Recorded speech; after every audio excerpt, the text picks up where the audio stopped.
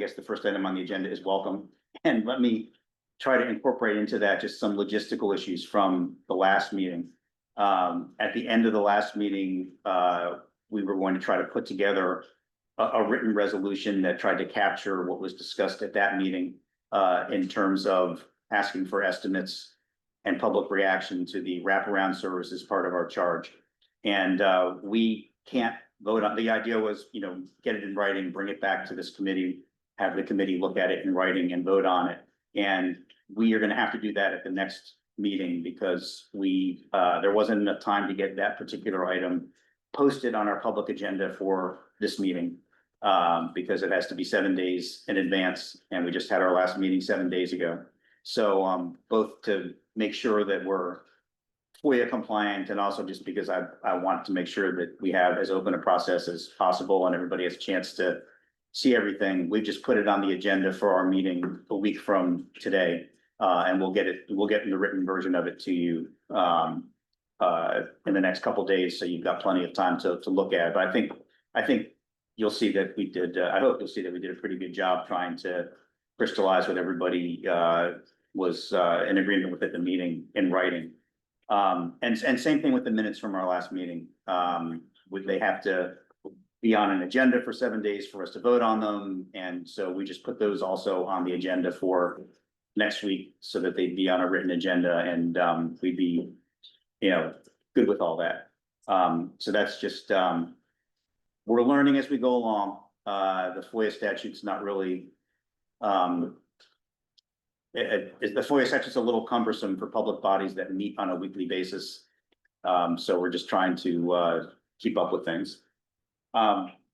So on our agenda for tonight, the one main item is the question of whether we ought to forward to our finance subcommittee and our community engagement subcommittees a request for some specific cost estimates and public feedback on premium pay for teachers who work in our highest need schools, both in terms of recruiting teachers into those schools and retaining high quality teachers in those schools. And whereas last week, I think it was useful to not try to go through the questions in the order that they were listed in the agenda and to try to address them collectively. I think this week it might be a little different, and there's probably some value to addressing the first question first, because the first question is basically whether we want to even answer the other questions or whether we just take this option off the table from the get-go. And in other words, not even ask the finance committee for cost estimates about this. And if we decide to go that route, then we wouldn't get cost estimates. That option wouldn't be on the table when all of this circled back to the full consortium. We would essentially stop talking about it. So I think it's probably, before we get into the more detailed questions, it's probably worth addressing the larger question of whether we want to talk about details. You got yesterday morning, and it's also posted on the Reading website, a short memo from Senator Lockman and myself with some of the national and some of the state specific background on this particular issue of recruitment and retention bonuses. And I don't want to try to summarize the whole thing here, but I think it's fair to say that there have been some successful efforts in other parts of the country in this area, particularly when it comes to retention as opposed to recruitment of teachers. But that the experience in Delaware has not been good with this type of program. And in that memo, we cited to the state did some self-reporting, and we cited to what the state thought were the primary reasons that the results weren't good in Delaware. And the thing that really stands out there is that the state felt that the schools they were hoping would participate in the program didn't view it very favorably, viewed it as being somewhat potentially contentious with the teachers in their schools, and just chose not to. Many of the schools just chose not to participate in it, even though the funding was available. And just one last thing in terms of background, Stephanie Ingram had let us know that she couldn't be here tonight. But she and I spoke yesterday, and she was kind enough to take the time to summarize some of her thoughts in writing, knowing that she wasn't going to be here. Is that what that link is, Elena? No, it's just to the memo that. To the memo, okay. Yeah. So we got that recently enough from her that we haven't had a chance to post it yet. Yeah. So we just got that from Stephanie this afternoon.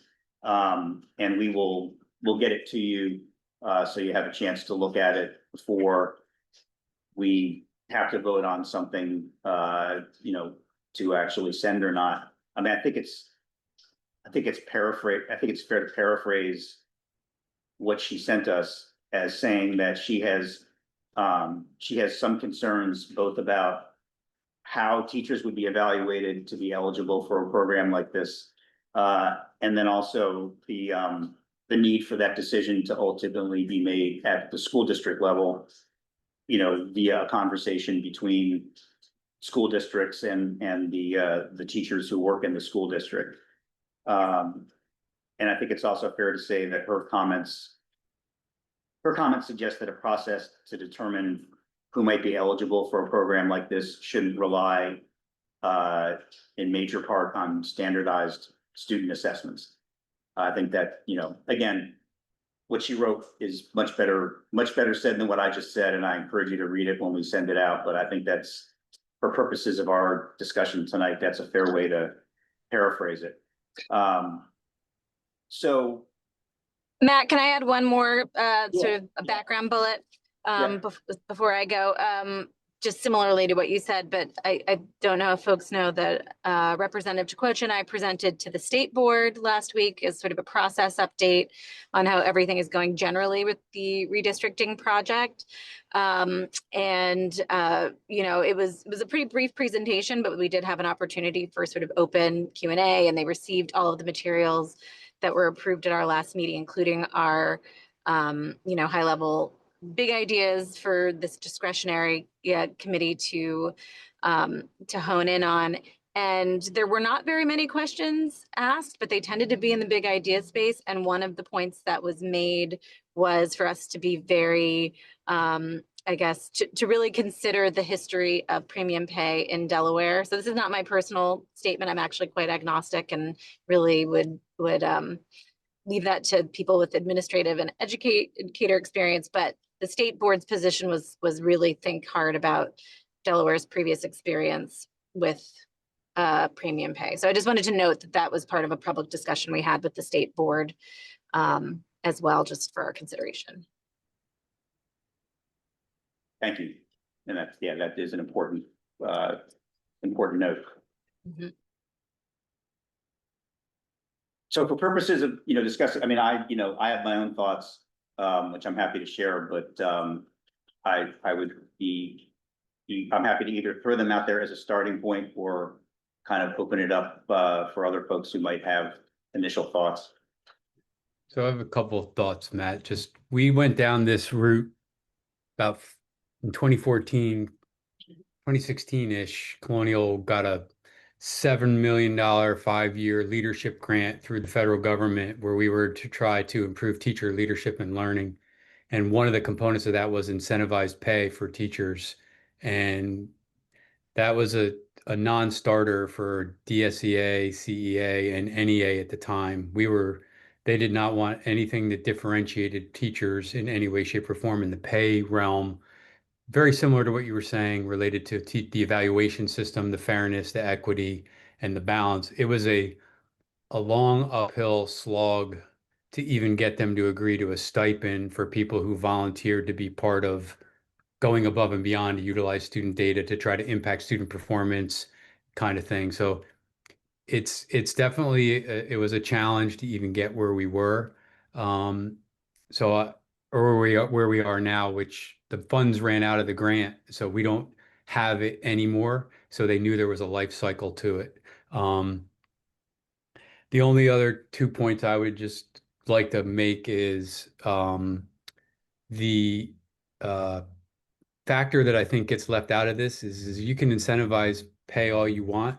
If you don't have administrators in that building who are qualified in carrying out the task, you're going to have nobody working there regardless of the incentive. So if you're not factoring in administrators into this incentive package to have like the best of the best administrators in that building in a high need school, then no teacher's going to go, I believe it's going to be tough to recruit teachers yet retain them no matter what system you have, because you have to have competent, qualified administrators to carry it out. So I think that that's something that never gets talked about. And in that case, it goes back to maybe Senator Lockman's point. It sounds really good. Like, hey, we're going to incentivize people to work there, but like, it sounds good. At the end of the day, that's all it does is sound good. It doesn't actually, it won't stick for some of those external factors that are very, very important for something like this to work. And incentive versus performance. We did do the recruitment, to Jim's point. We did do sign-on bonuses or retention bonuses. We were able to get that to stick. Like if you stay 1 year, if you stay for 5 years, you get, X thousands of dollars, and each year you get a stipend increment. And even that got negotiated out the last time because they wanted to build it into the steps. They bargained it out. So like we did it, but then it got bargained out because they weren't seeing the benefit for the full membership because the money had to come from somewhere. Jack, can I ask you a question real quick Yeah. about the first point that you made? Because, one of the things that, that some other states have done to sort of get around this issue of using assessments and things like that, was using national certification as, the differentiator between who was eligible and who wasn't. And I know that Delaware now, even in code, you get some kind of salary bump for being nationally certified. Is there the equivalent of that for school administrators? Is there some version of national certification for school administrators? I don't think so. It's your doctorate is pretty much it. I mean, I don't think there is. I mean, you could probably find somebody who gives you a certification for attending some seminar somewhere, but I don't know about national. Margie might in the charter world, maybe. No, there's not. And you don't even get an increase for the doctorates. Now the doctorate is it's a It's wash. irrelevant. It Yeah. doesn't do anything for you in Mhm. administrative land.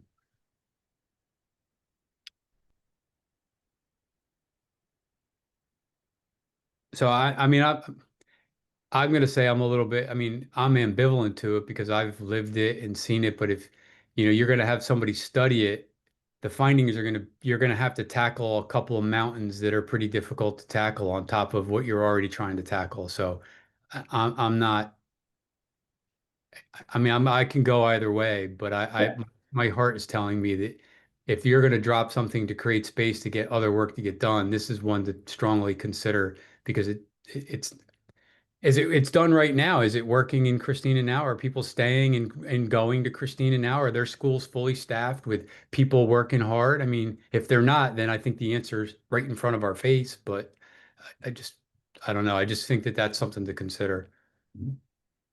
I was thinking about that this afternoon, because I was, having seen Stephanie's comments, and I was thinking about this national certification issue.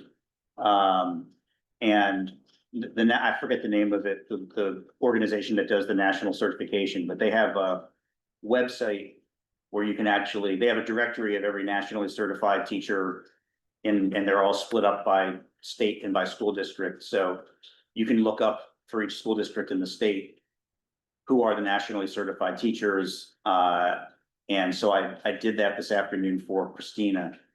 And they have, again, with the disclaimer that I had general anesthesia 8 hours ago. So if I'm wrong about any of this, Wait a minute. I haven't had any anesthesia. I don't have any disclaimer power. Wait a second, Matt. That doesn't work. As best I could tell, there are 26 teachers in Christina who currently have national board certifications in, their particular subjects. And I think I successfully looked them all up, and none of the 26 are teaching in high needs Christina schools in the city of Wilmington. There are 4 of the 26 that are teaching in high schools in Newark that are, that some kids from Wilmington probably go to just because there's no Christina High School in Wilmington. But none of the 26 are teaching in elementary or middle school, high need schools in the city. Some of them are in other Christina schools. Some of them are in more specialized programs like Brennan. A couple of them are not teaching any longer, and they're in administrative or coaching type positions. So it's not. I mean, I would love to see some nationally certified teachers teaching in some elementary and middle schools that are, sort of the targets of our efforts. I don't know if, to your point, I don't know if a financial incentive gets that done or not. But it was, it was somewhat painful for me to see that there wasn't one in any elementary or middle school. And that might be true for other districts too. I just picked Christina because that's where the elementary and middle schools that currently have the most challenging, standardized testing results are located. Matt, another thing I would add, I really don't know what the future is of this work group, but and Stephanie was familiar with this work group as well, but I was co-chairing the teacher career ladder work group, which was a subcommittee of PEC.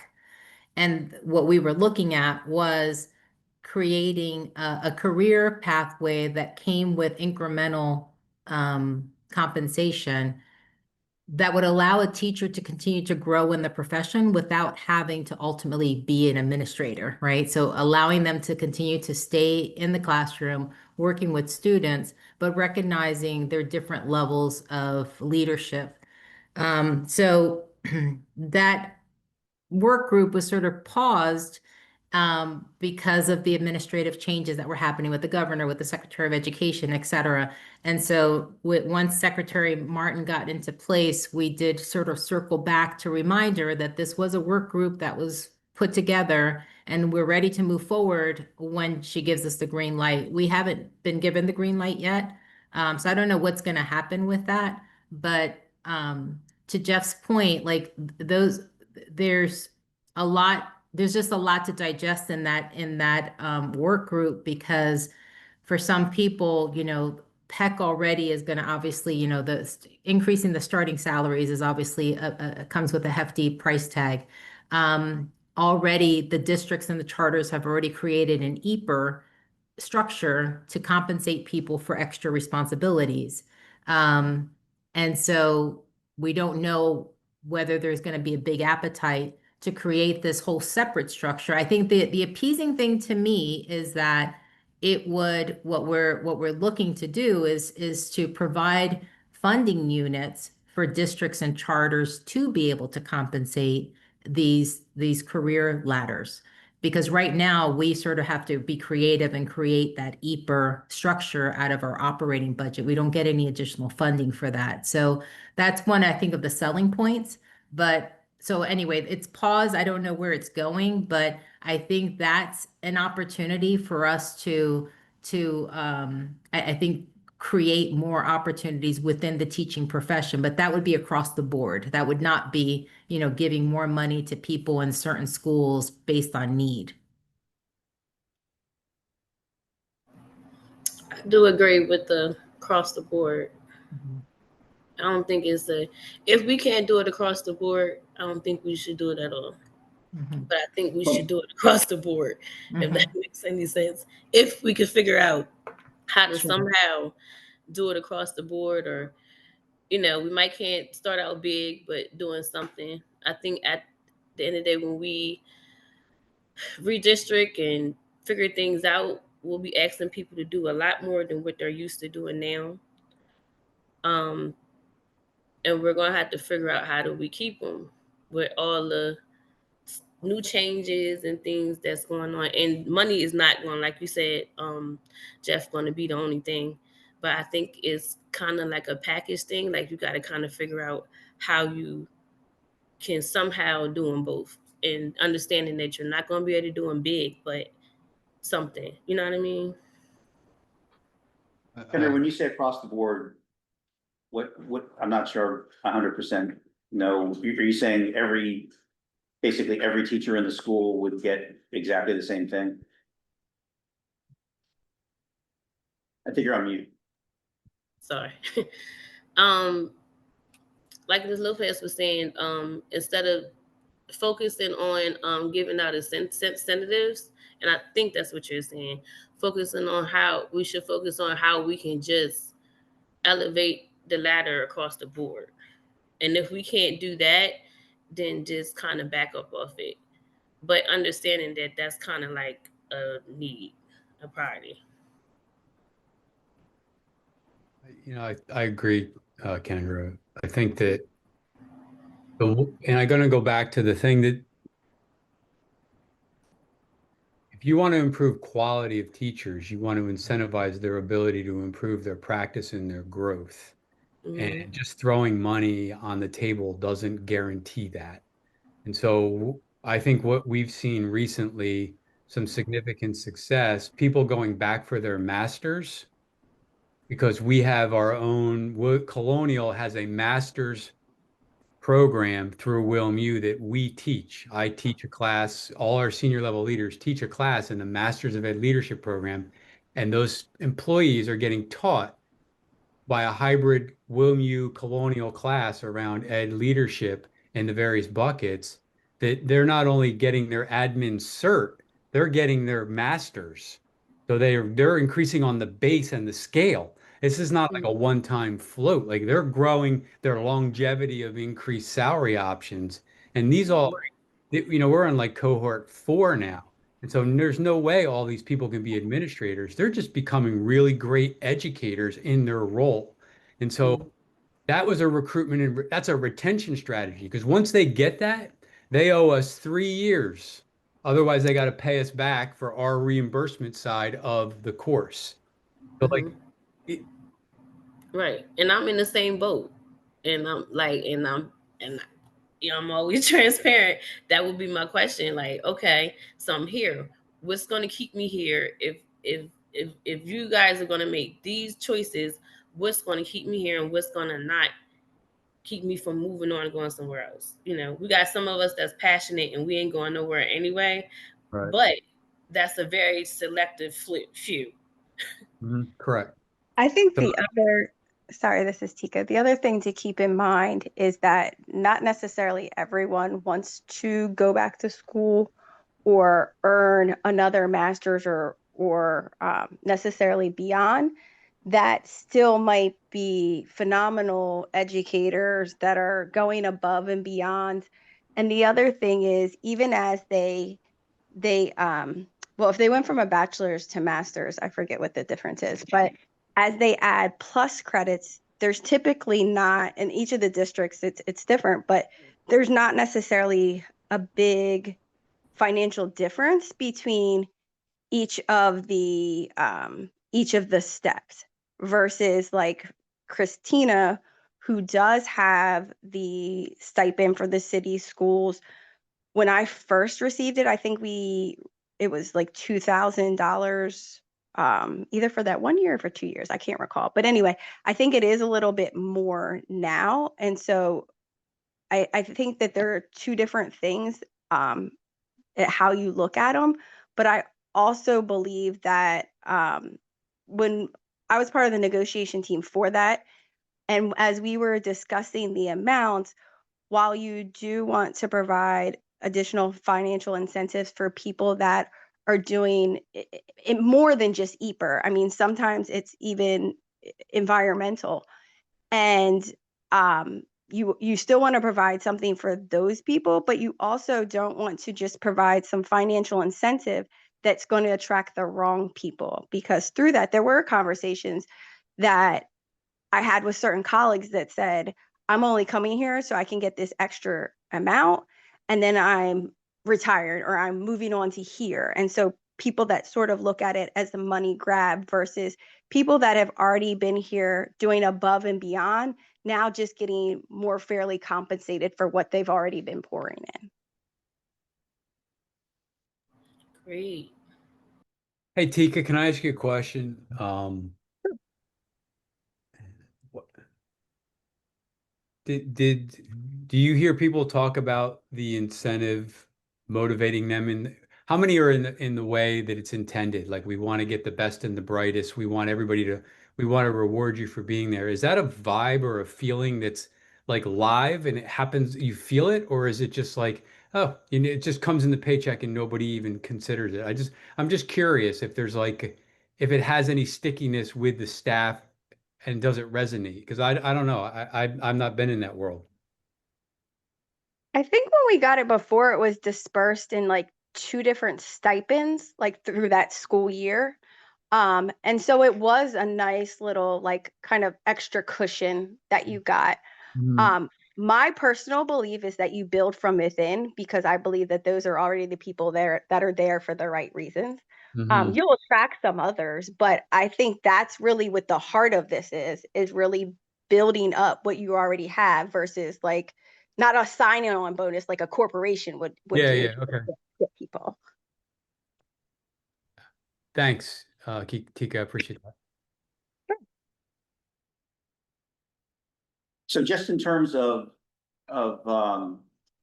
you know, a path forward, I mean, the one thing that we need to, I mean, it seems like it's a given that whatever would come out at the end of this ultimately is something that would have to get worked out between whatever school districts had these schools and the teachers, and presumably that's where the conversation would take place about what's an appropriate measure. Is it board certification? Is it the kind of master's program that Jeff was talking about? Is it, I don't know all the details of the program that Tika was talking about, but sort of, what does this look like?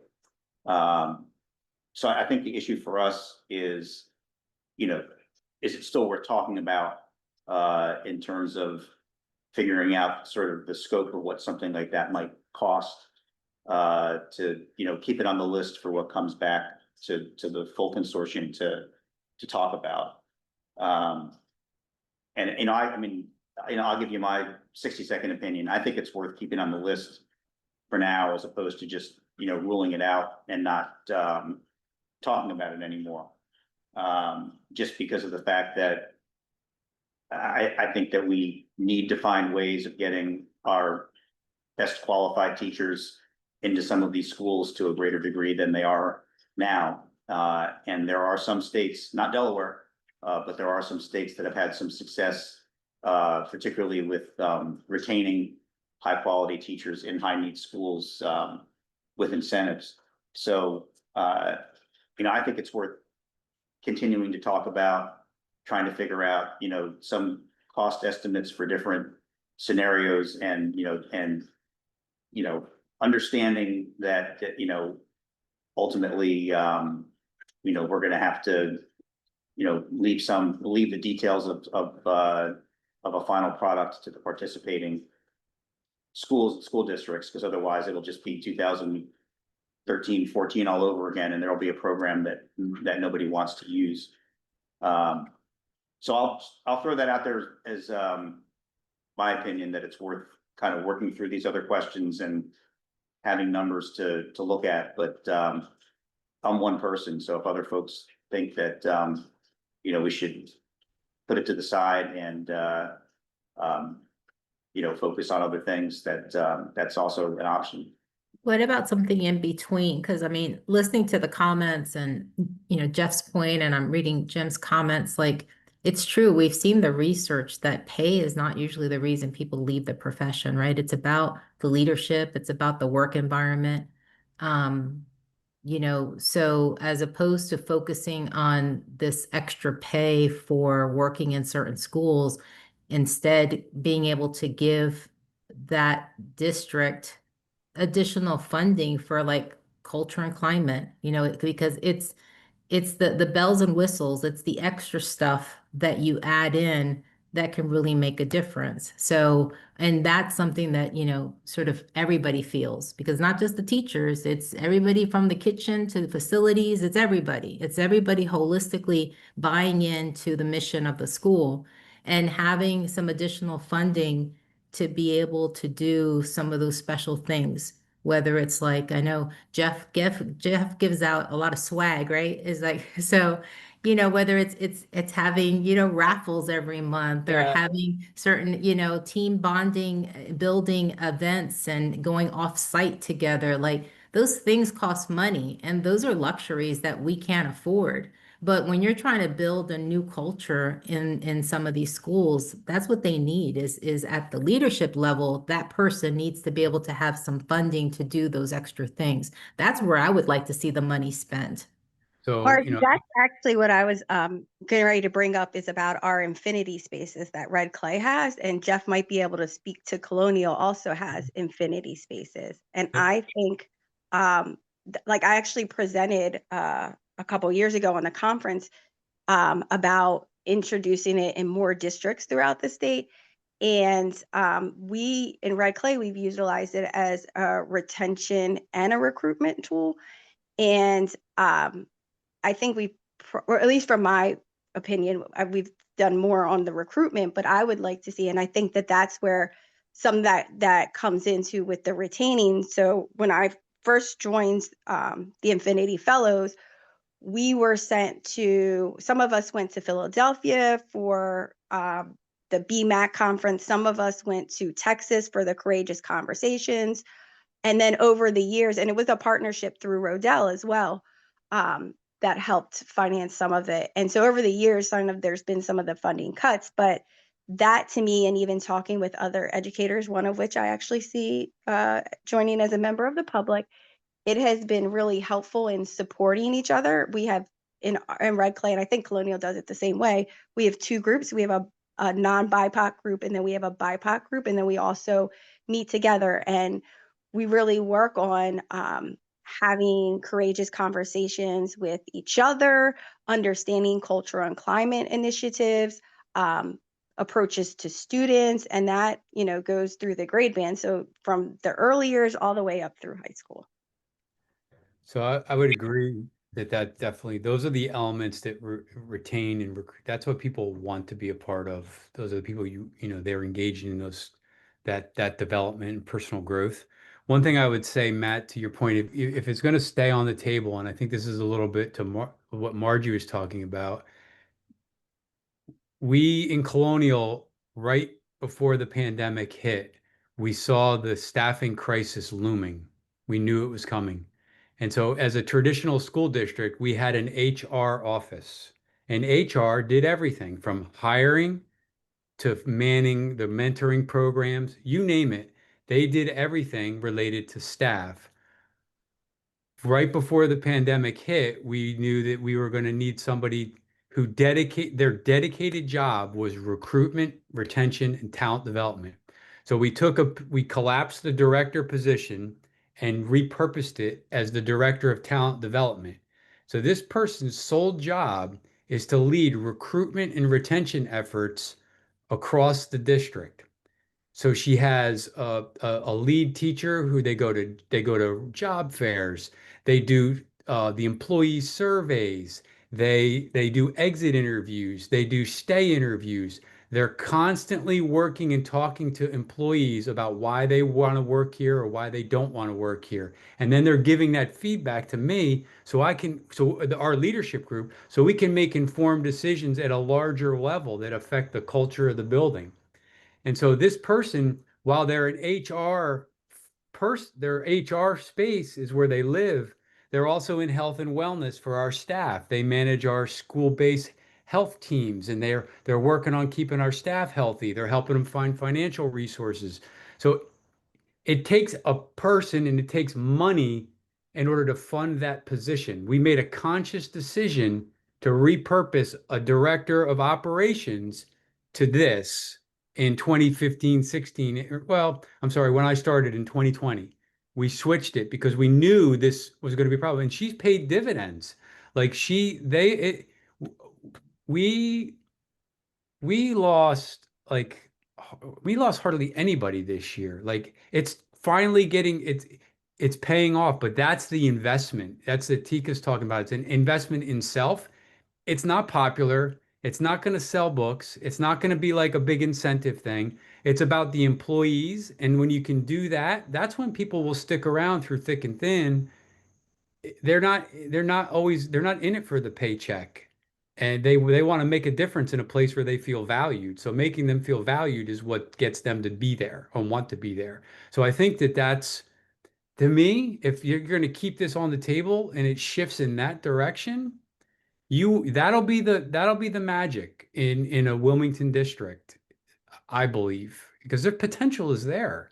I've been coming to these meetings since 2020. My goodness, and I know some of you've been in it a lot longer than I have, and I'm telling you, got to be ready for it. Time. Well, let me just, and I don't mean to always be focused on process, but I want to make sure that, that I mean, we got a charge from the full consortium. And I want to make sure that we're, carrying that out.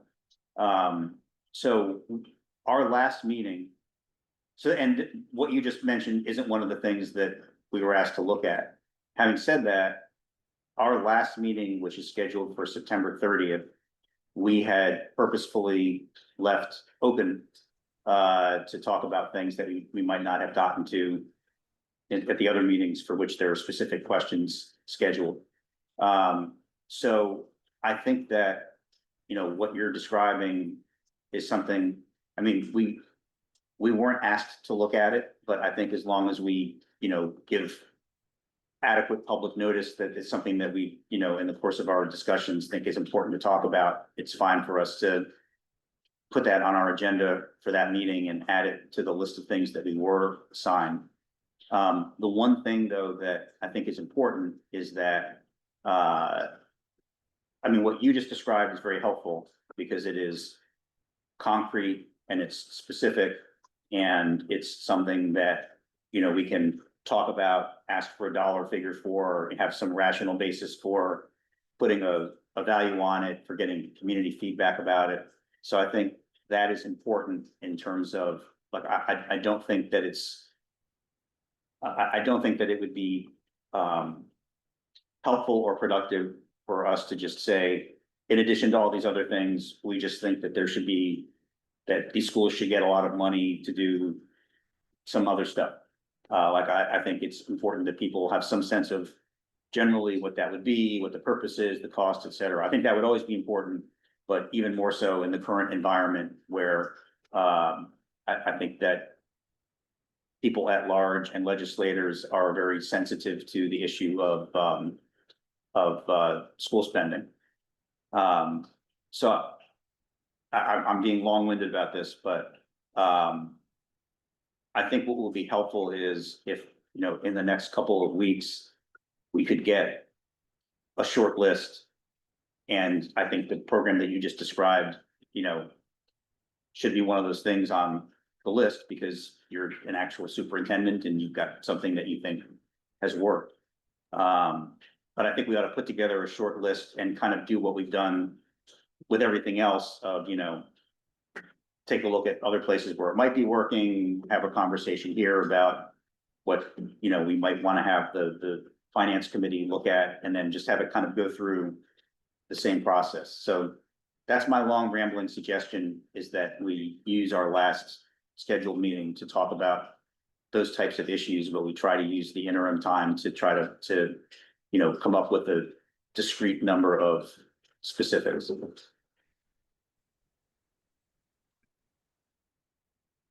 Look, you're the chair. Can't you do it? I'm kidding, but and I get it. No, I think you're right. I mean, it doesn't fit when you read when you read the memo that was signed off on. It doesn't fit. I mean, it was just it just begged the question begged about how you get people to stay, right? And is premium pay actually the thing that gets it to stick? And so if we circle back to that, it can be part of it, but it Right. can't be the only thing.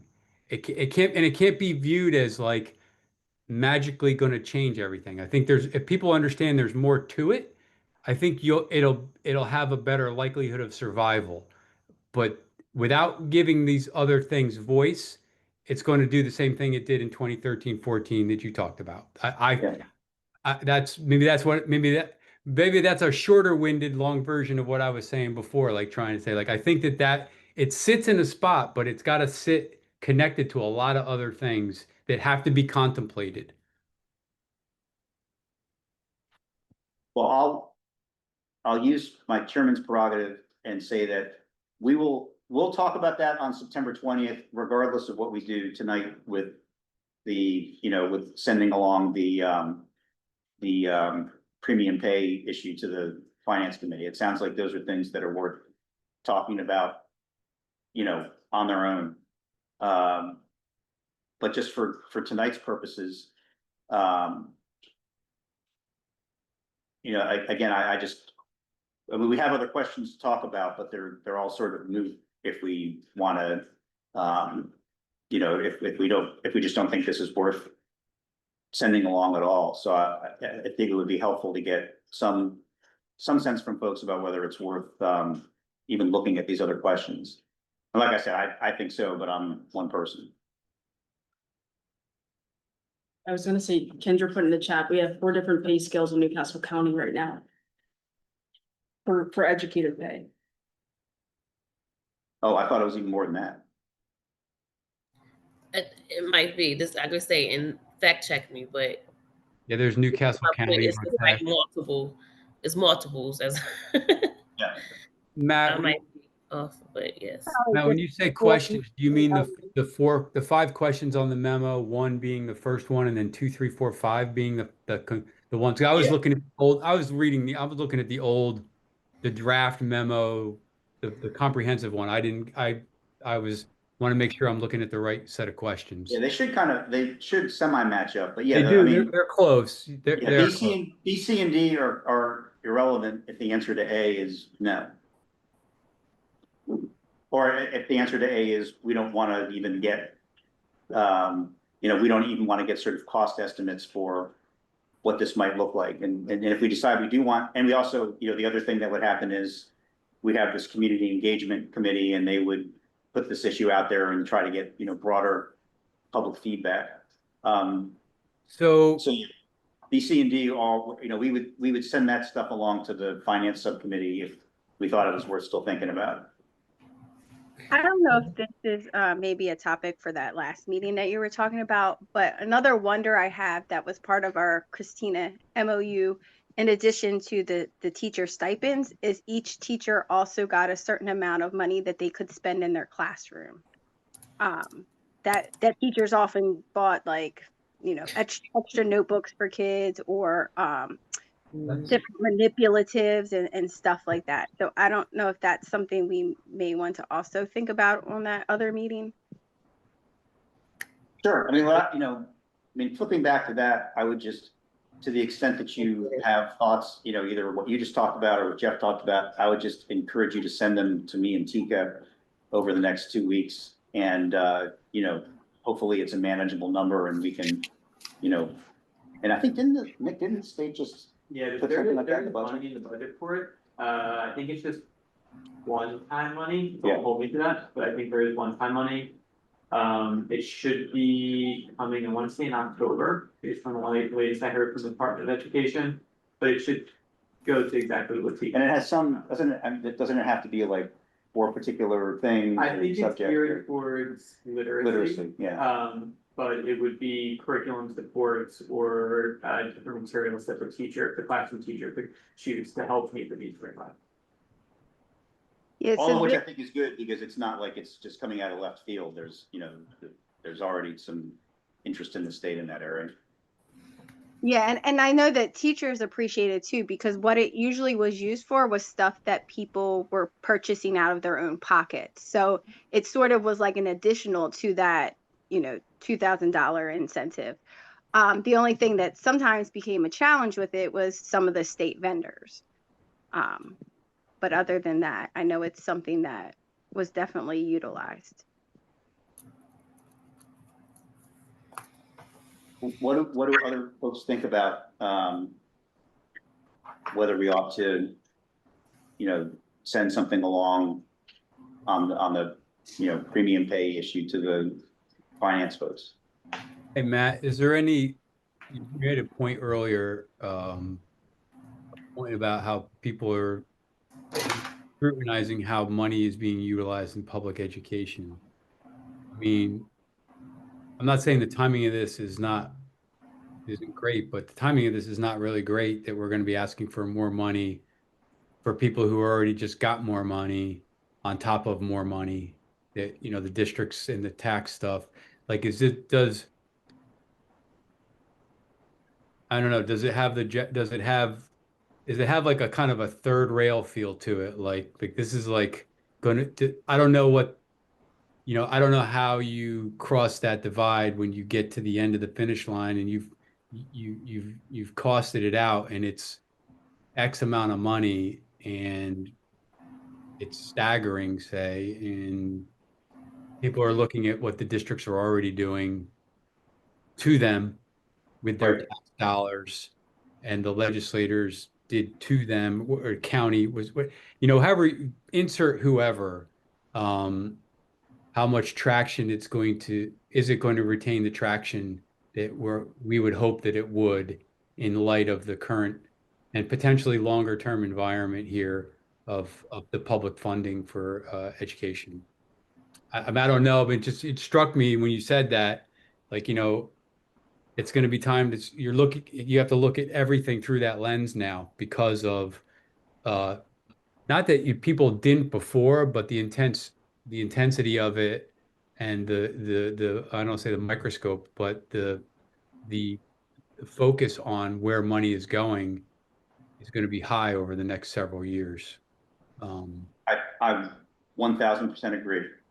Um, and that's why I think it's so important that whatever we ultimately put forward, that we have a ton of, evidentiary support behind it, so it's, we can tell people this, this has worked in these, in these other places or here in Delaware.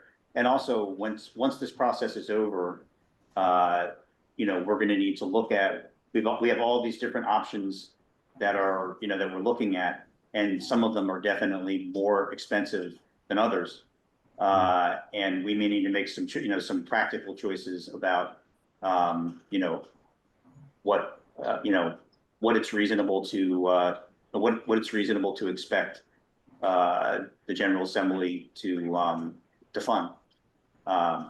So that, that's a big part of we're required by law to have cost estimates for anything that we put forward. That's part of the Reading statute. But even beyond that, I think it's important for us to know all this is going to circle back to the full Reading consortium. And if we do our jobs right, they'll have, a list of all the things that we've talked about with a range of potential costs to the state from our finance committee. And we will have to have some difficult discussions then about what stays on the list and what doesn't, with the, the environment being, what you just talked about.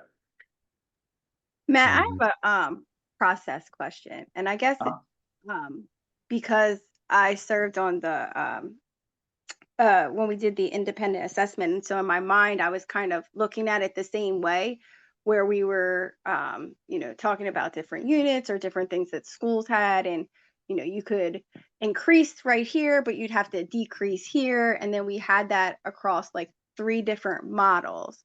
So in my mind, I guess that I also was thinking that whenever we finish our recommendations and move them over to the finance committee, or it might be called something else, but that they would kind of have a couple different scenarios too that we would discuss as the consortium.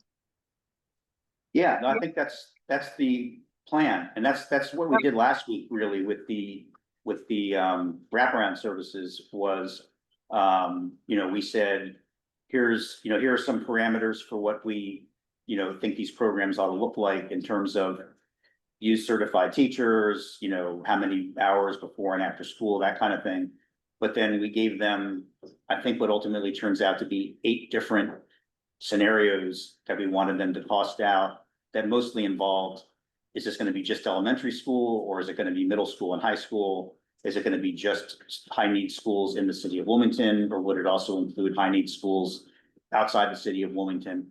You know, so we asked them to give us numbers for all those things so that we could sit down and look at them and, you know, think about what makes the most sense. And I would envision us doing that with this issue that we're talking about tonight, if we decided to send it to them, and also the, you know, the ones that we'd be talking about in following weeks. So they should be giving us, if all goes well, they should be giving us costs for a few different options. And also, the Community Engagement Committee, if this works right, will be having public hearings. They'll be saying, here are some options that the Reading Consortium is thinking about in this particular area, and, you know, what do you think? So if we are going to be discussing different options, I think we should include premium pay or salary, whatever we were just calling it, in one of those, because I think once you get to the point of the, you were saying like the community input, I think you'll get a lot.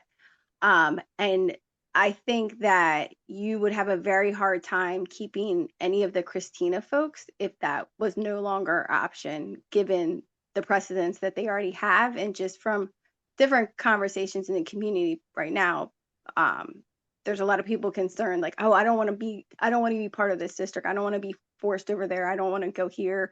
This one pays less than that one. So I think if we are going to look at other like multiple options, that should be at least included in one. Yeah, I was gonna just ask that same question. Is the Christina model that they have about the annual, it's already been negotiated, right? So it's in play. They have a $3,500 retention, annual retention bonus for teachers who stay. If that's something that I'm glad Tika spoke. I was just going to say, is that like something that's going to keep people staying in the schools? But then why not, back to your point, Matt, there's already a series of recognitions and acknowledgments in code around certifications and specialties, right? Why not just double down on that and look to add a clause in there that adds, like, to your point, high need school X, there's a multiplier on there. So, right, instead of it, just put a multiplier on an existing code, and all you got to do is figure out what's the trigger that gets the school code, like high need school or a priority school. The trouble is I mean, you don't want to rely on the ratings that come out of the report card, because those kinds of things are uber variable and change from year to year.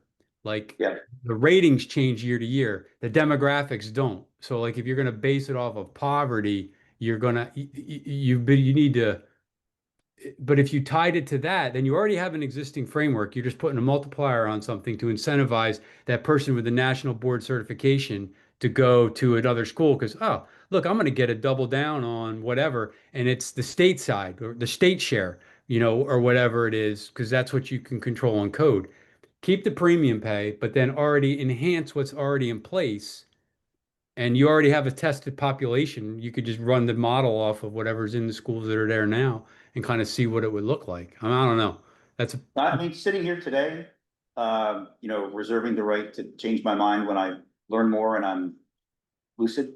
That's actually that what makes the most sense to me. Is that it's an existing program, and I mean, clearly the incentive that's being offered right now. I mean, even putting aside high need schools, it's not moving that many people. I mean, if there's only 26 people in Christina in the entire school district who have done it, you know, it's you know, the existing premiums not even enough to get folks to do it in their current school. So it obviously would have to be something pretty substantial, but just in terms of a model, that makes total sense to me, and it's building off something that's not, you know, it's not creating something brand new. Yeah, man. And I'm not going to take offense that you said you're not fully lucid and you agreed with me. I'm not going to take offense to, I'm not going to take offense to that. I'll let that slide. I did hear that though. Bill did too. I saw him shrug his eyebrows. Um,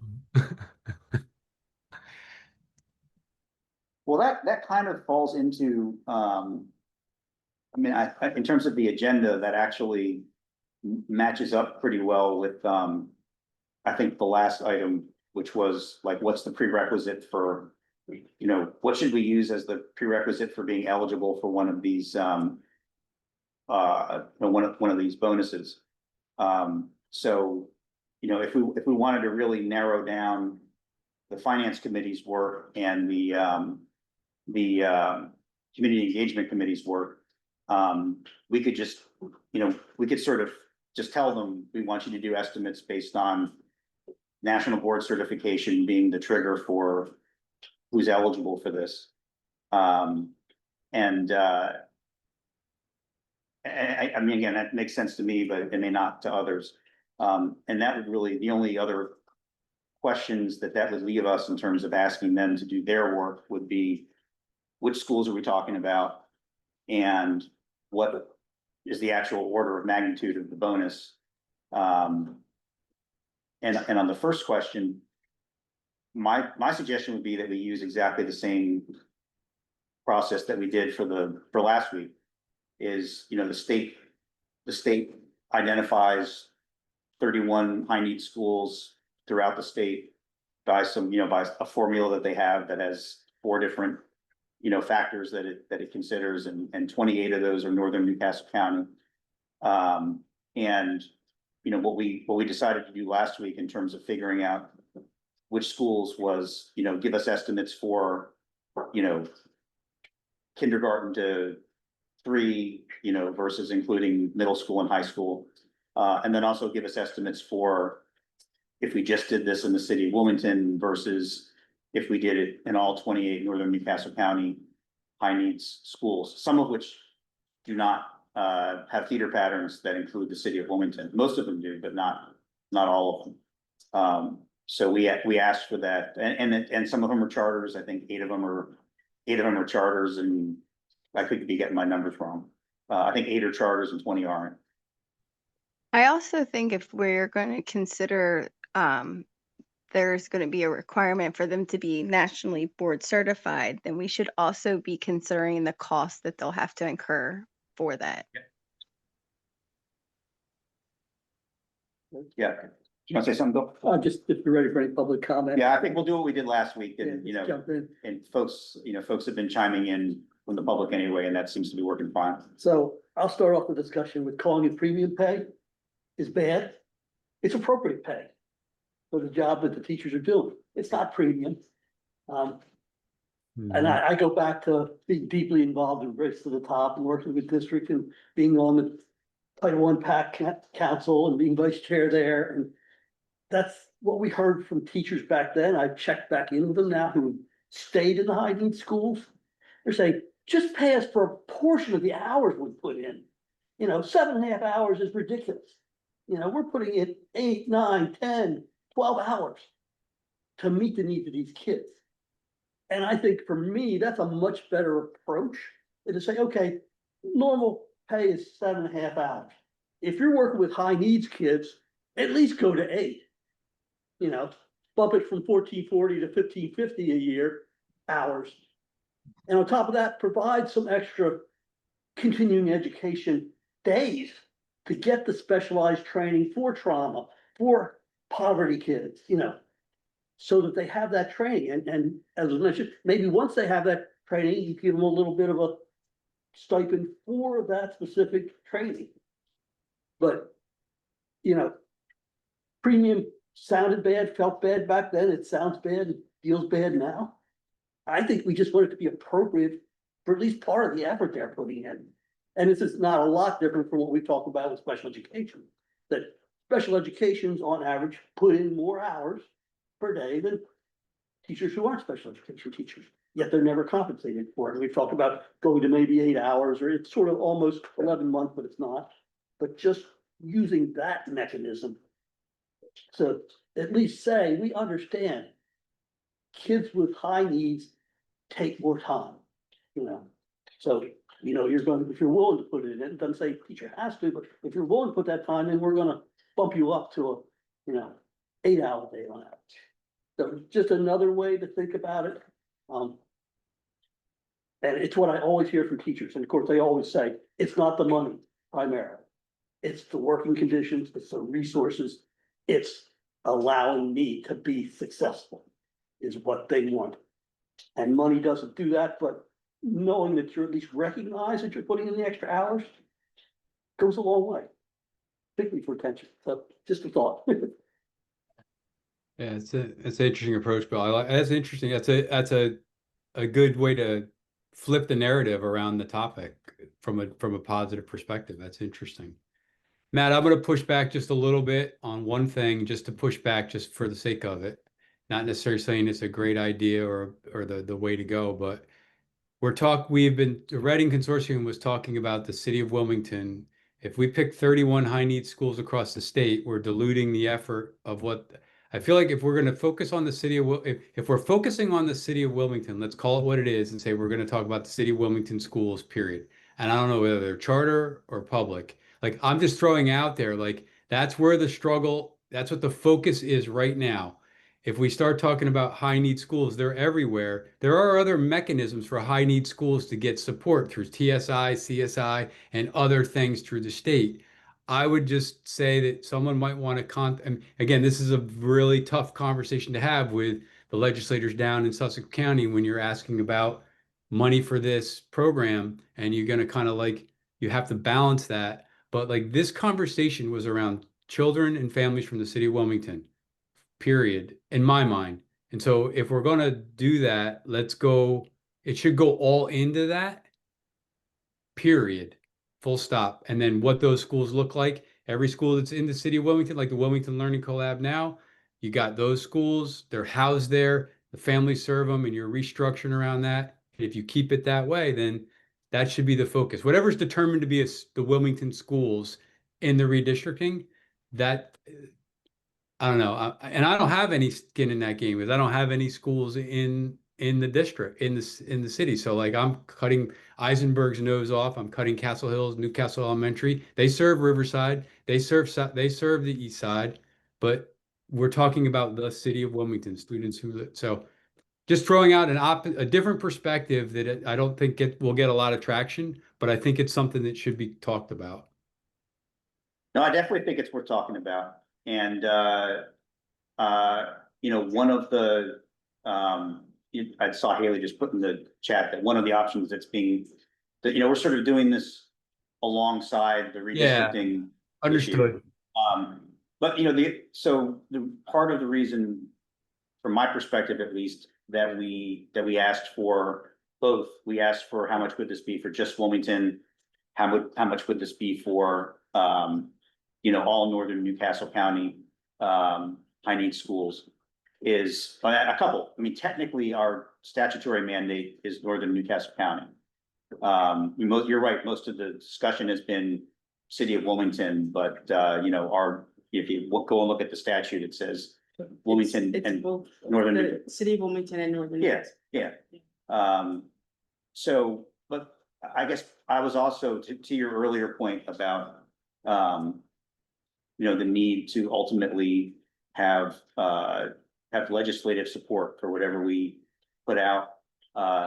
Even with the programs that we have now, like the outside school time program, I have found it challenging to try to explain to legislators, most of whom don't represent the city of Wilmington, why schools in their parts of the state that have very similar student profiles in terms of, number of kids that are living in poverty, a lot of the things that we focused on in Wilmington schools, also exist in schools outside the city in other parts of the county. So, part of the reason that I asked for a range was for us to be able to think about that part of it when we got to the very end and needed to look at, what's in and what's out.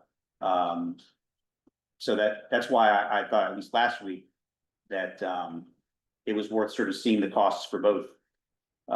Because if it's just a handful of schools outside the city, that there might be, value on the merits to including those kids, and also just value in terms of getting broad-based support for the larger effort.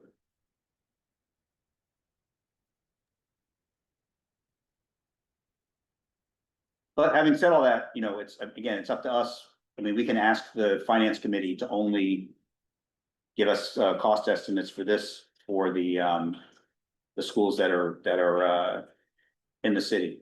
It also gets a little complicated when you're talking about high schools because, they are, you know, none of the high schools are in the city, and so sort of what's the threshold for, you know, how many of the kids are, you know, what percentage of your kids have to be from the city in order to qualify? I saw Jim had his, Kendra, were you talking? I guess not. Jim, did you have your hand up?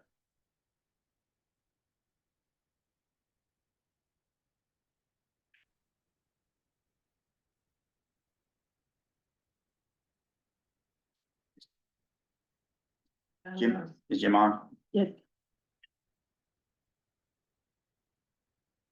No, he's off of mute. Okay, Um, well, he may just have to step away or something. Okay. Did anybody else want to, Kendra?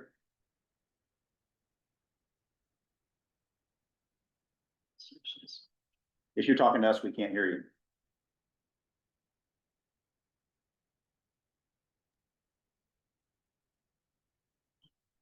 I can't tell. Okay.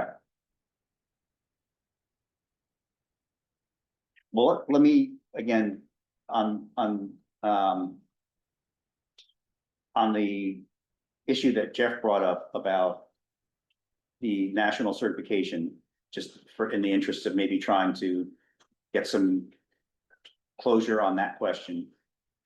Do we want to limit what we send in terms of, you know, what do we want sort of the potential extra entrance ticket to be for being eligible for one of these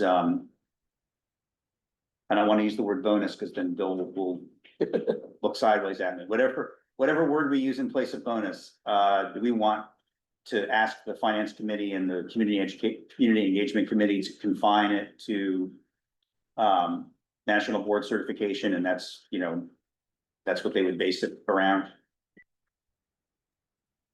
Are I they think able that makes sense. to, are they able to look at national board and then also non-national board?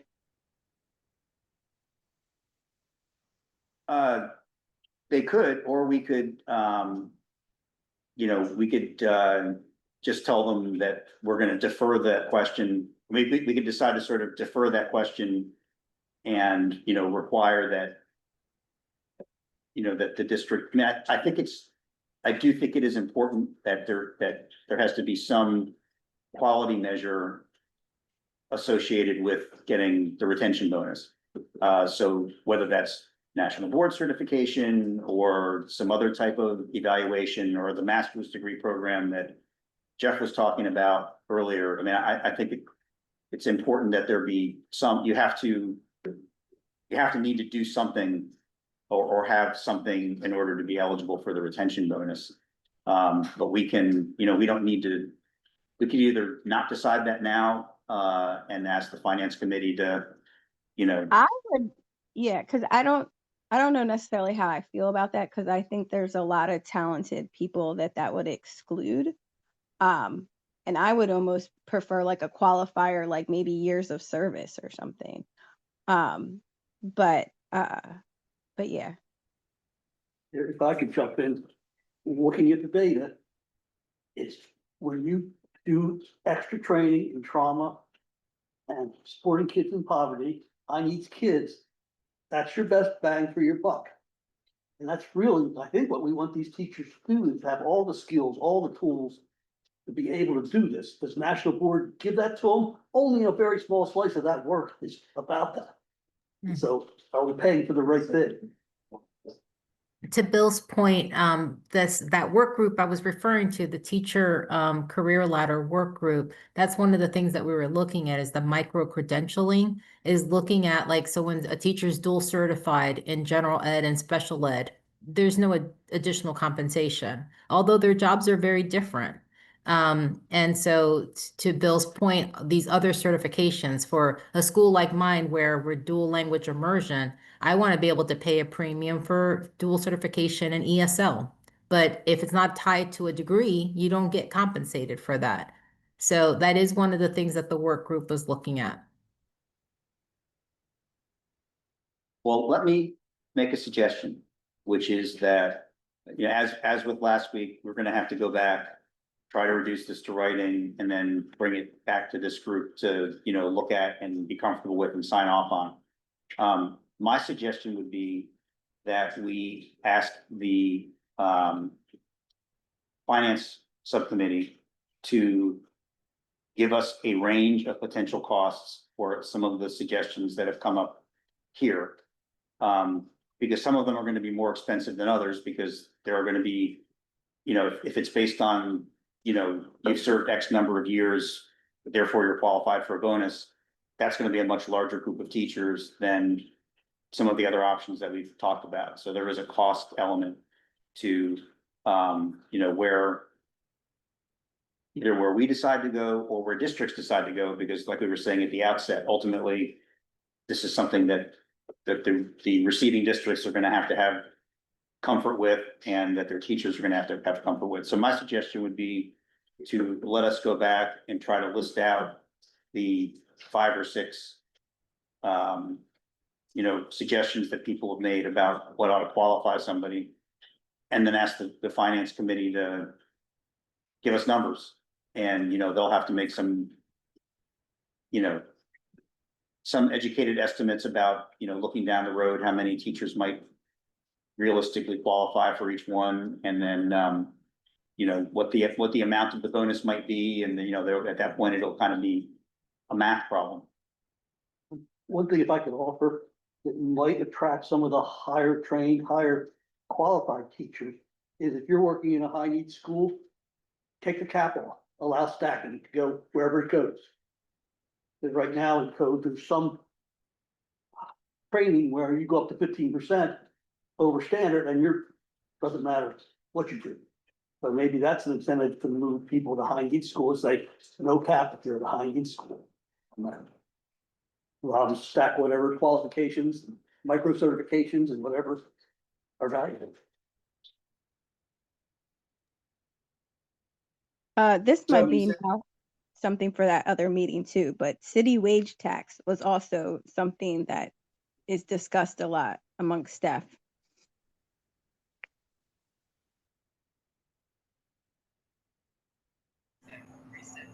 I'm just checking to make sure my mic is back working. Okay, I'm sorry. Yes, we can hear you. we can hear you, Kendra. Okay. I couldn't tell if you were trying to say something when you were on before. No, I thought Okay. you guys were asking me to answer a question. Sorry. So does that, what I just suggested work for people in terms of, you know, it's gonna generate more different cost estimates because we're asking them to do it for, you know, different subsets of schools and, you know, different, I keep calling it an entrance ticket, but whatever you want to call it. Well, it'll at least get us, and then we're about to, I think, try to figure out what to ask them to use for a number for the amount of the non-bonus. But does that make sense to people that we come back next week and make sure that I got the list right and just ask them to give us numbers for them? Yeah, I would just note, I know Jim's been trying to chime in that he wants to just say that he disagrees with the National Board cert as a trigger, probably. I'm sure he's got a anecdotal and reason for that. I don't know. I see he's back on the iPad. Maybe he's got. Yeah, I just Call logged that off. out. Said in I the logged chat. off and logged back in. Can you hear me now? Yeah. Okay, so I think there were a number of things I heard, and I was trying to put them into the chat. So first, I think that there's going to be a huge price tag to whatever decision that is made around redistricting, around the different pay scales that a number of us have mentioned tonight. So that's one factor. So that's going to be a huge pot of money that we're going to be asking for someone to fund, right? And that's going to probably take on a state portion and a local portion, right? And so you're going to have to upgrade there. And then you're going to ask for this, and I do agree with Bill around the use of the word premium pay. I just struggle with the use of that word. I do like his ideal around pay them for the time that they're actually putting in, because people are putting in additional time around, especially in those high need schools, right? Around the national board certification, I don't think it speaks necessarily to that they're better teachers. It means they went through a process, and I'm not claiming that they're not either, but I've had national board certified teachers that were on improvement plans. So I don't know that that certification warrants your eligibility for whatever we're going to call this premium pay.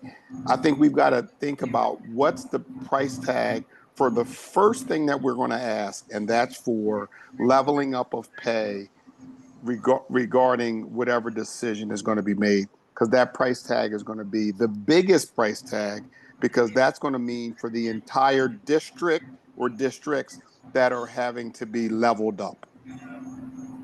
Then the other stuff just becomes, the number becomes so big that now we lose out on fixing the original problem, because that number becomes too big for somebody to be able to even manage and think about. Jim, can I ask you a question? And it's not entirely on topic, but you brought it up, and we're doing okay on time anyway.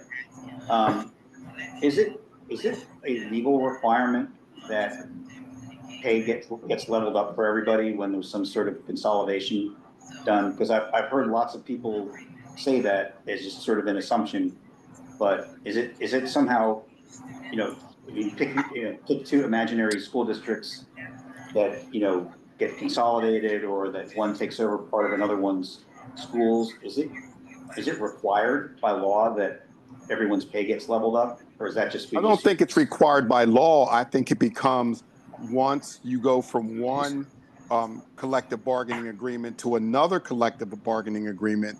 Now, so if you go, and I think last I heard, Newcastle Voc Tech was the highest paid, Brandywine second. Then I think it's Christina and Red Clay.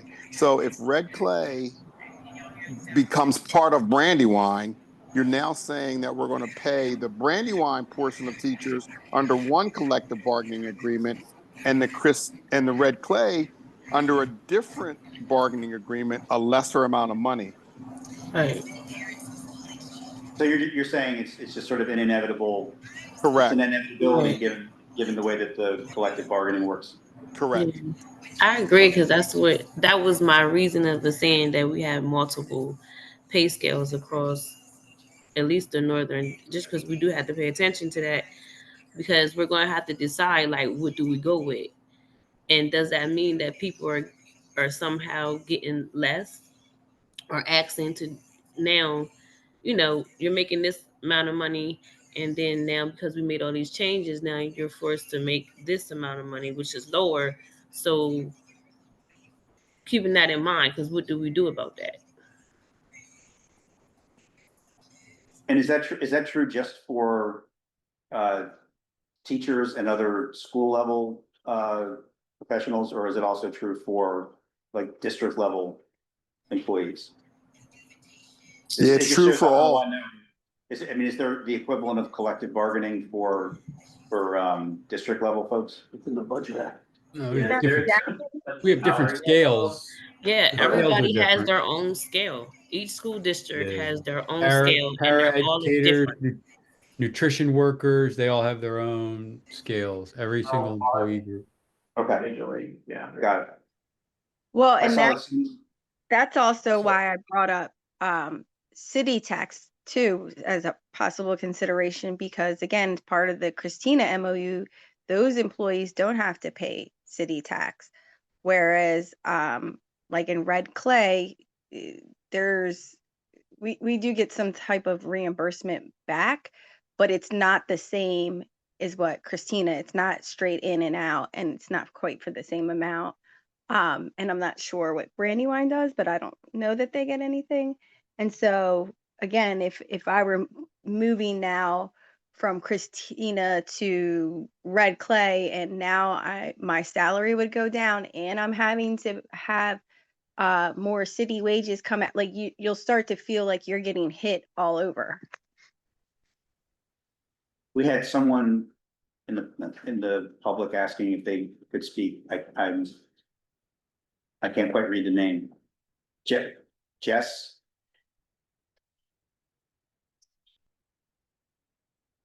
If you'd like to come off me, you can offer your public comment.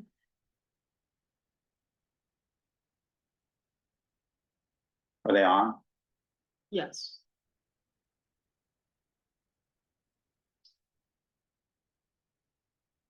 Did you want Yeah, to hi, say? hi. Can everybody hear me? Yes. Hi, I just wanted to say thanks for letting me on. My name's Jess, and now you guys are hitting on stuff that I was thinking about when you guys were talking. You guys are now bringing it up, and that's what I wanted to touch on was the the incentives and recruitment. And I'm a paraeducator, so when I heard about starting at the top and having incentives for admin, which I mean I agree, but what I was encouraging you guys to all consider is starting from the bottom. You guys all say that, I heard you guys say that pay isn't something to consider, and I mean that is true, that you're in it for the love of doing this. And I feel like the people that are at the bottom are the paraeducators, and those are the ones that are doing this out of love for what they do. So I would consider, if I was you guys, my recommendation is to consider starting from the bottom, and maybe consider having like a pipeline to moving up the ladders as a paraeducator. Because right now you can move up by putting in more time, but I mean, it's not by much. And I would that was my recommendations. Jess, is there some equivalent for paraprofessionals of some of the things that we've been talking about here, like some sort of, national certification or, or outside program like the program that Jeff was talking about for teachers? Is there some equivalent version of that for paraprofessionals? Not that I'm aware of, and that's something I was hoping to encourage you guys to consider. There's a lot of Well, micro credentialing for parents. A lot I of can say, Micro credentialing. Okay.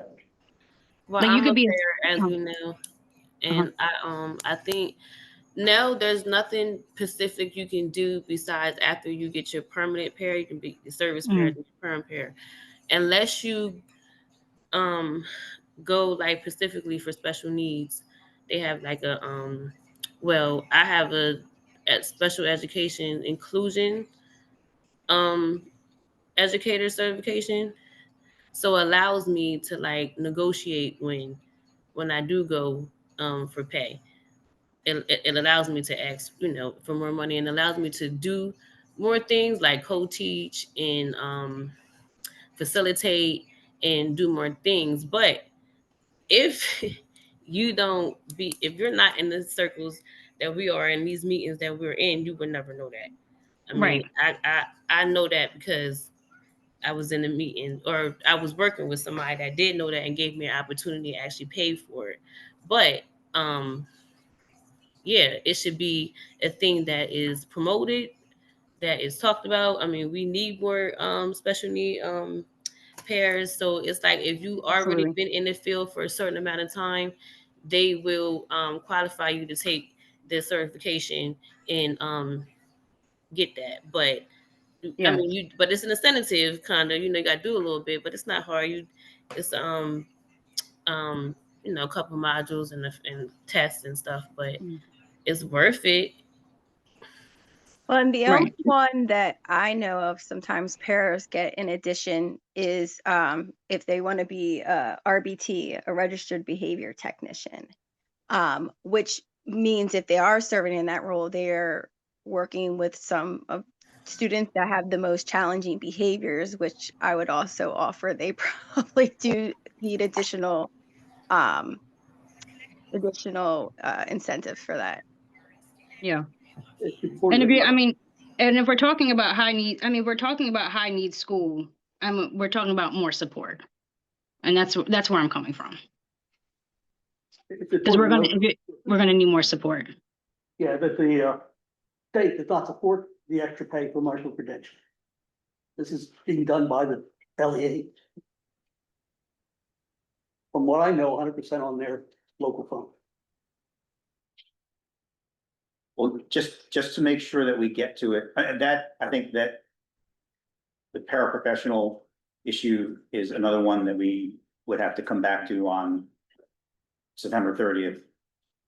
Just because, you know, I do want to make sure that we're only talking at the meetings about stuff that we told people we were going to talk about at the meetings, in terms of recommendations. So that will give us additional time if we want to talk about that, to put it on an agenda.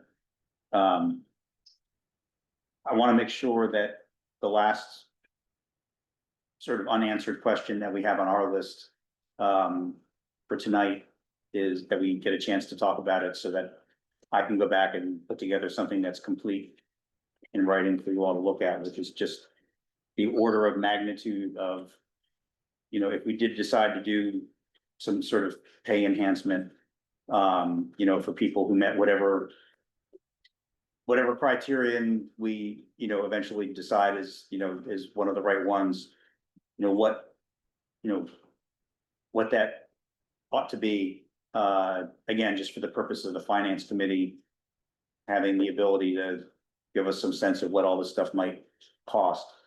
And, you know, we mentioned in the materials that we sent out that, the Tennessee program, which again, seems to have been somewhat successful. You know, they used a 10% number for retention. But that's just a number, but just in terms of having some, you know, some baseline for something that worked somewhere. So the I think average Delaware teacher pay, you know, when you average everybody together, is just over 70,000 a year. That's the NEA number anyway. So, you know, one potential number is 7,000, and that's just 10% of 70,000. But we can ask the committee to look at a range of numbers, higher numbers, lower numbers, but we just need to give them something to work with. And an extra 10% hours is already scored, so that's about $8,900 a teacher. 10%, I'm sorry, Brad. The extra 10% hours. No, just, I mean, the number, Yeah. that 70,000 Yeah. is just the number that NEA has, Yeah, which I assume is like an all-in number for, there's no non-wage cost in there, so the $8,900 is with the extra, you know, taking all the oh, other costs of building the. okay.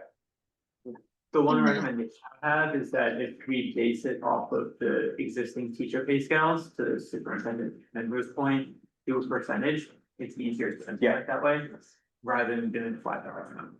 So that's the only recommendation I would have. Gotcha. That Matt, makes can I sense. just add something? Yeah. So, because I was gonna bring this up at the end, sort of peddling back to where we were last week on the OST. One thing that I was thinking about since our last meeting is, do we have a handle on what's currently in place? So like going back to OST, we can't assume that the schools that we're talking about don't currently already have after-school programs, right? So they probably do, and there's probably a lot of students that are enrolled in that. So I always think about so what's supplemental versus supplant? So it's not like we're talking about all new money. So I think I can feel for the finance people. I'm just putting myself in those shoes. We first need to get a handle as to what's currently being spent on these different programs. So OST for one. Also, I've heard it mentioned several times, there's already additional pay being paid to teachers that are in some of these schools. So that's already been funding that's already been allocated. So that's not new money. So I think it's important for the funding exercise that we first determine what's currently being spent in these areas, and then let's talk about what we're talking about in addition to. Not just what's being spent, what's the source of it? Yeah, I think, I don't disagree with you. I think we're doing the best we can on each of those. So for example, with the outside school time, we know, I mean, without surveying all 300 something schools in the state, there's no way for us to know exactly who's doing what, but we do know that the Reading recommended state funds, the 21st century funds, and then the Wilmington Learning Collaborative funds, those are the largest pots of money that are being used to pay for outside school time programs. So we covered all of those in the materials that we had last week and looked at. And similarly for this, we did our best to look at what's been done statewide, which, looks like the last statewide effort was this Race to the Top effort. And then, there's something in the materials we sent out about the Christina program, which is just, I literally just copied and pasted from the memorandums of understanding. Yeah, that's not a number, that's not a number that we need to get to. It's a number that can be given to us. I mean, any CFO can tell you exactly how much is being spent on outside school programming. They can tell you exactly how much being spent on any type of premium pay, if that's the term that we're using. So it's not money that we need to dig for. It's money that should just be handed to us. I mean, it's information that should be handed to us. I Well, almost one thing- wonder if the work group that Bill sat on, I forget what it's called, but the after school group, if they maybe have some of that data already readily available. Well, one thing that will be helpful that I think I already asked for, and that I think we're gonna have to ask again to get, is just in terms of numbers, the largest numbers of outside school time programs are the federally funded 21st century programs. There are dozens of those. And we asked the state to send us program descriptions of what those programs are actually doing, and they would not send them to us and said that they were not public documents. That's just not right. They are public documents. So we need to get those, and once we have those, we can go through those and look at and know with much better accuracy what they're already doing. We know what the schools that get Reading recommended state funds are doing, but that's just 3 schools. So, there's dozens of others.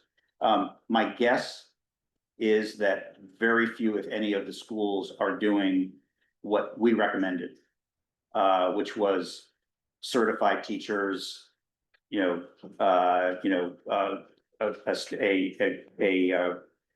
curriculum that has some sort of evidence-based curriculum. My guess is that very, very few of the existing programs are doing that. So in that sense, I think that, if that's what we end up recommending, that it would probably not be supplanting anything substantively that kids are getting right now. But that's just a guess until we actually get that stuff. So just circling back to this last question, I promised everybody that we would adjourn promptly at 7:30 from each of these meetings. What do folks have any other thoughts about? If we do express it as a percentage, what the percentage range ought to be, but we just need to give some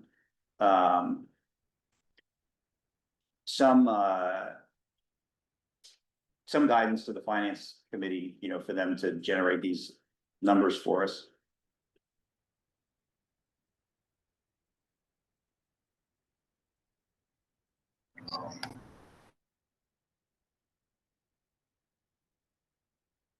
And I guess the underlying question is like, what's an amount of money that's going to be meaningful to a teacher in, if they're thinking about leaving a school, to incentivize them to stay there.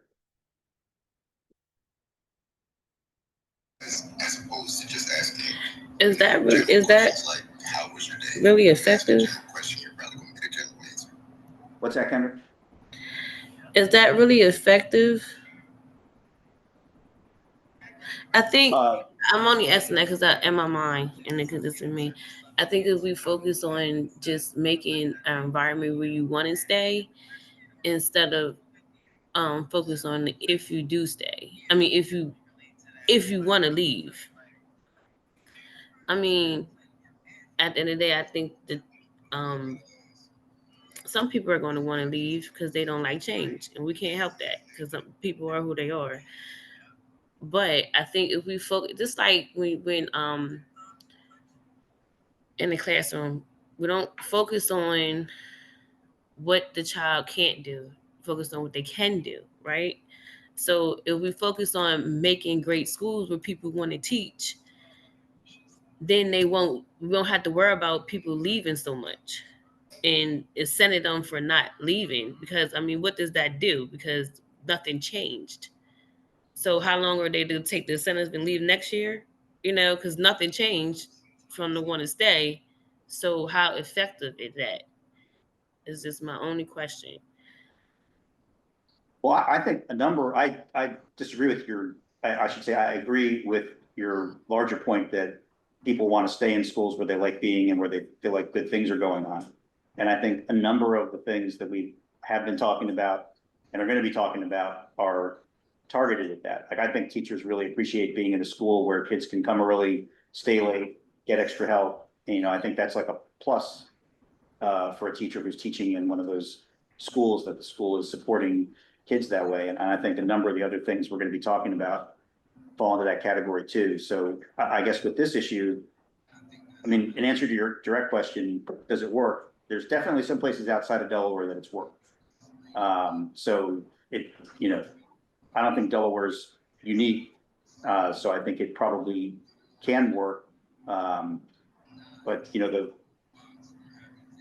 each of those places had to make calculations of like how much is meaningful. And if it's like, obviously, just using an extreme example, if it's like $100, nobody cares. And if it's, if it's some huge amount, then it's not tenable. So just in terms of getting some numbers to give us a range so we could look and say, okay, this seems like a program that makes sense. This seems like a number that we can, that's defensible. And I guess that's what I'm looking for is, what should we ask them to do for a range? And the reason I threw out the 10% number is that's what worked in Tennessee. And Tennessee was, they were a race to the top state where their program, ours didn't work, theirs did. And that's the number that they used. I was gonna add Working. that. We also added that to the chat, the recent document too. And purely analytically, 10% is a good number because it's intuitively easy for people to scale up and scale down. Yeah, I mean, we could tell them, what is the? I'm sorry. Go ahead. I just wonder, like Tika saying, what is the criteria for that? Like, do you have to stay? I mean, you had to had been a teacher for so long. Should you had some type of scores for a certain amount of time before what makes, I guess in my mind, what makes, not saying that they're not valuable, but what would make you be that valuable where we're going to throw money? Not saying that we don't have teachers that are that valuable, because we do, but I think in my mind I'm just asking, what is the eligibility for that? Well, that's the list that we're going to send them. We're going to send them a list of 5 or 6 different things, some of which will be easier to qualify for, like tenure, and some of which would be harder to qualify for, like getting some sort of, national board or masters or, what have you. I mean, my suggestion would be, just because, if we give them too many different numbers, we're going to start generating, like 40 different scenarios for them to calculate. I mean, my suggestion would be that we give them 2 numbers, just, or 2 percentages, just to use, to give us some sort of rational numbers to work off of, because what they're going to end up giving us is, I'm just going to pick 10%.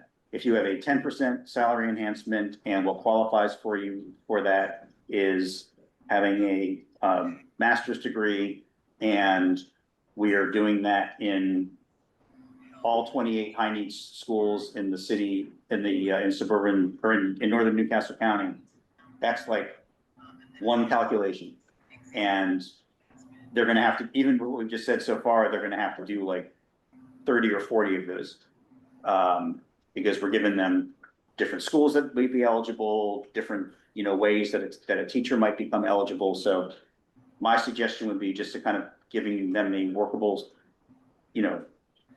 set of things to cost out for us, that we just pick a couple of percentages and ask them to give us those, and use those to work off of. Hey, Matt, in our work group, we struggled with this as well, trying to figure out what is the number that would make a difference. And it does depend on the individual, and it does depend on their current salary. So the direction we were taking on that work group is to use and I'm forgetting the terminology, and maybe Jeff can help me. It's because administrators are paid on this scale. It's like percentages. So it's like, this level of administrators paid 1.7 and 1 point, like, what is that called, Jeff? It's usually a responsibility index that we use. It's an index, yeah, it's an Yeah, index ruler. like the lowest admin in the system in Colonial gets paid on a 1.00 multiplier. There you go. And It's a everything multiplies off of that up based Yeah. on responsibility has a Yeah. factor, the multiplier. That's where we landed, was using that type of multiplier in this career ladder equation, because we were struggling with the same question, Matt, which was what amount is going to be impactful, and because it depends on the person's salary where they are, that multiplier seemed to be the better approach. So one other thing just to throw out, Matt, maybe you could consider, in order to, because somebody brought it up, there's like 4 different districts in Newcastle County, different scales, right? All these different scales. Like how are you going to make that relevant to this finance group? You're gonna have to pick one, right? So you're probably going to pick, you should just pick the highest scale. Pick whoever's, because you're going to pick who's paying the most, because most people are going to want to negotiate up to that if they're going to do it, right? So you pick the highest scale, and whoever scale that is, right? You then look at how what's the increase that's already built into the scale on the state side and the local side. What's the one, if I go from year 20 to year 21, what do I grow? Right. That's just seat time. That's just being there. Maybe you can look at a multiplier on just being there in a high need school. So you multiply, and then a way to add to it is something we do in one of our employee groups. We don't, because they're not bargained, and they don't have they're non-administrators, they're at-will employees, but we want to incentivize them to stay. So we have 6 lanes. And every year at the end of their evaluation, if they have a satisfactory evaluation, they go to lane 2. Mm-hmm. So like if you took and you use the word effective, there's nothing wrong with being effective. That means you're doing a good job. Like, let's not try to say everyone's going to be high quality, everyone's going to be exemplary. That's like people who are effective, if they move in their performance, if they're effective, then not only do they get a retention multiplier, they just get an enhancement on top of that for being effective. So like build it all, like embedded in the scales that already exist that we live in the world of education. We have states, and you can just do it on the state side because the local side's negotiated. So if you look at the state scale, however it grows every year for years of experience, increase that for retention in a high need school, and then add a bonus because they got an effective evaluation at the end of the year. And now you've increased their salary. Now you're increasing their base, or you make it a one-time payment, a one-time stipend. You can do it either way. You're either going to increase the base over time or just give them one-time stipends. So you already have a system in place, and these CFOs probably know all these things. Then they have the multipliers on top of systems that grow naturally, and we're not have to pick an arbitrary number. Someone already gave a number for something. I don't know. Just an idea. Right. And That feels like only that- because I have to go. I'm sorry, I'm being summoned back to class, but only because I have to go. I do agree, and and I don't know why it popped up, keeping in mind, and correct me if I'm wrong, but in the Northern Newcastle district, the 4 school districts, I think Christina is the highest pay, if I'm not wrong. I think that Brandywine. is it Brandywine? Brandywine just negotiated a contract on the local side that made them the highest. But I we just all said use the same, just we do all that use the state, we all use the state right. scale though. We all use the state scale. Okay. Not- Well, that's even better because I was thinking it's Christina. We voted them out, so I don't know how that looks, but that's better. So never mind. But I have to go. I hate to leave early, but I have to go now.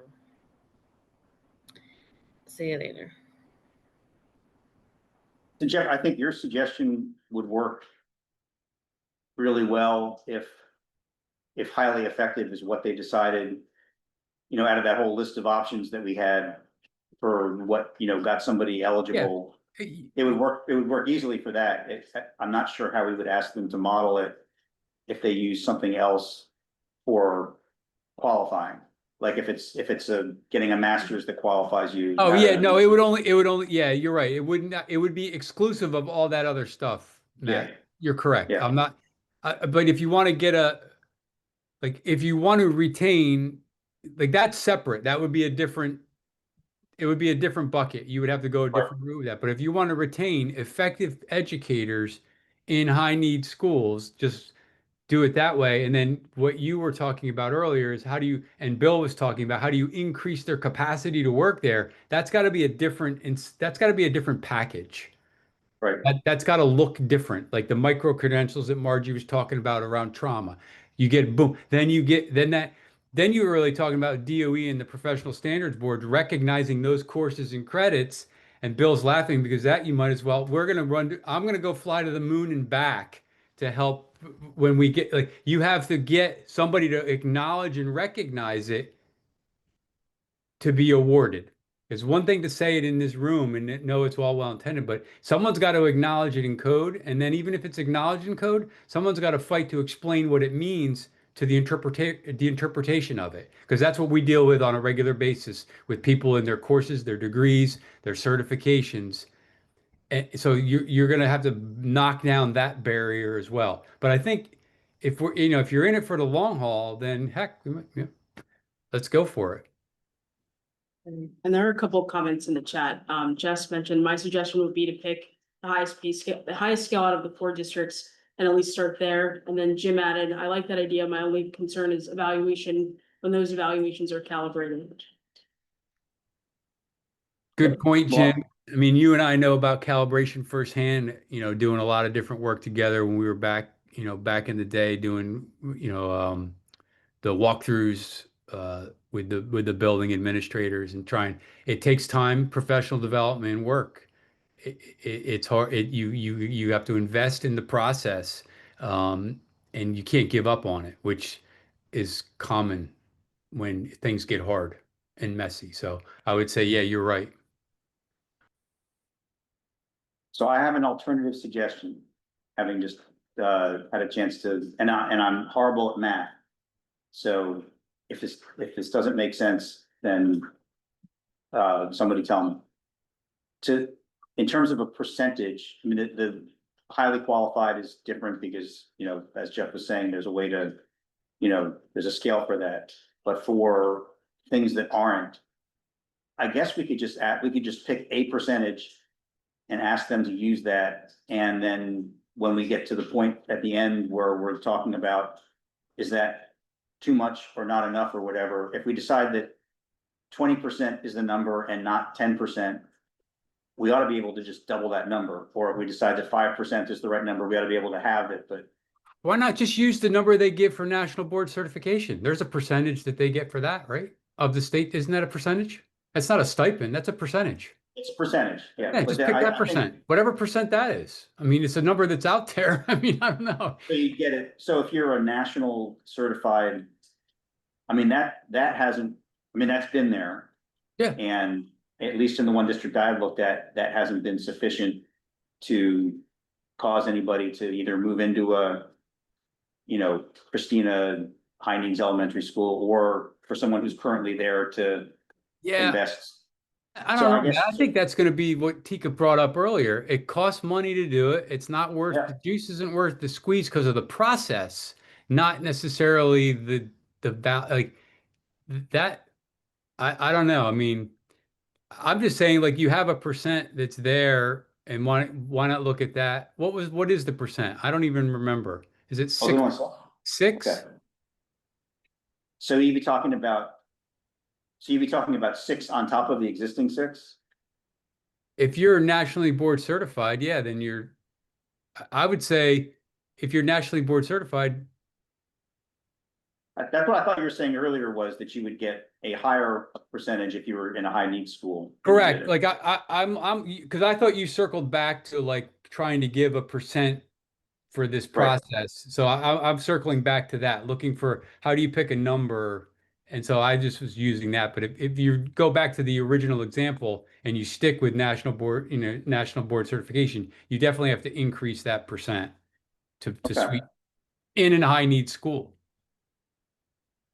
So what I'm gonna try to do, because again, this is all gonna get written down and recirculated, and people will have a chance to look at it and make sure that they're comfortable with it.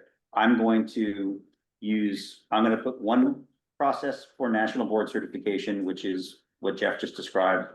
I'm gonna put one process for highly effective. And then I'm going to put a percentage for the other ones, if only because I haven't heard, like for, having a master's, just because I haven't heard an alternative to that. And then when we have a chance to look at what's written, if folks want to change it, then there will be an opportunity to talk about doing that. But I think I will try to do that as a starting point, just to get something on paper and out to people that we can, ultimately revise and sign off on and ship out. I think that's a good starting point, Matt. Okay, well, we've got 4 minutes left. If there's anything else that is, for the good of the order, then now would be a good time. And otherwise, I will just thank everybody, because I know this is a lot of meetings, but I think it's important, and the input is extremely helpful, particularly because so many of you have, frontline experience dealing with this stuff. What's the topic for next week? We have 3 potential topics for next week. One of which is specialized programs for middle and high school students, support programs. The second of which are the 2 very broad other categories that consortium members brought up during consortium meetings, one of which was programs targeted at chronic absenteeism, and the other one being programs targeted at English language learner students. And you've gotten a couple, well, everybody in the consortium has gotten a couple of memos saying things to the effect of, on the latter 2, for middle and high school students, there are some existing programs where we have kind of an idea of what we would be talking about extending. For chronic absenteeism and ELL, we have not gotten that type of specifics. And I mean, you've seen over the last 2 meetings how challenging it is for us to deal with things, even when we have that. So to deal with them just sort of in the abstract, I'm not sure is really practical. So we've encouraged consortium members, if they have some specifics that they'd like us to talk about, to get those to us. It's a long way of answering your question, but we might be talking about 1 thing or 2 things or 3 Okay. things, depending upon Gotcha. what kind of feedback we get. Thank you. And we'll also be trying to circle back and get some sign off on the written versions of what we've been talking about now that we have gotten it on an agenda. I Thanks. like what we had shared, or you had shared sort of as the next steps and plans, because I think by those different levels, what it says to people as you invest in us, we're investing in you. Okay. Good night. Thanks, Steve. Thank you, everyone. Good night, everyone.